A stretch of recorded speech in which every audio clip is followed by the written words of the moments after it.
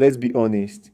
You're tired of that house. Maybe it's noisy, maybe it's crowded, maybe it's just not helping your peace. But there's one problem. You're broke. And every time the thought of moving out comes up, you hear that voice. Better just manage. But what if I told you that moving out broke is possible? Not easy, but possible if you plan it well. Let's start with the truth. You probably won't have everything set before you move. That's fine. Most people don't. But what separates chaos from growth is strategy. Moving out should not be based on impulse. It should be based on pattern. Ask yourself, have you made at least 30,000 to 70,000 naira consistently for 3 to 6 months straight, even from side hustles? If yes, that's not luck. That's a pattern. It means you have income, even if small.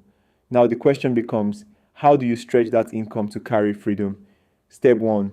Calculate your true costs. Don't just look at rent. Add light bill, water, data, gas, transport, food, and 1 or 2 emergencies. If your total monthly survival budget is 80,000 naira, then your real hustle isn't to blow, it's to cover that 80,000 naira plus 30% buffer. Step 2. Know the setups. Yes, the dream is your own apartment, quiet and peaceful. But let's not deceive ourselves.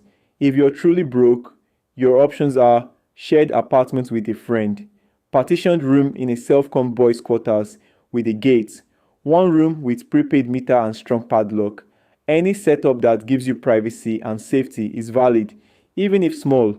Remember, you're not looking for luxury, you're looking for control. Now let's talk savings. You say you're broke, but check your spending. How many rides this week? How many impulse snacks? How many subscriptions you don't even use? Saving while broke is hard, but not impossible. Try this.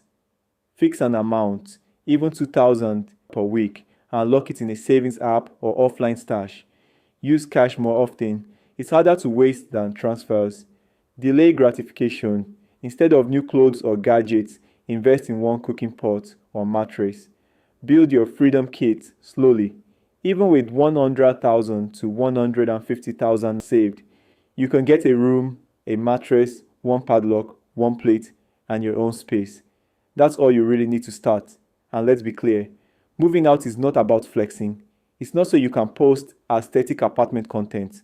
It's so you can think clearly, walk freely, cry if you want, pray out loud, record without your siblings shouting in the background.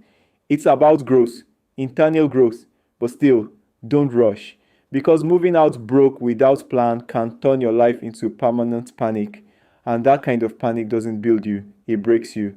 That's why I said, move when ready, not when perfect. Read that again. Move when ready, not when perfect. You don't need to have everything, but you need to have something. And more importantly, you need to have a system.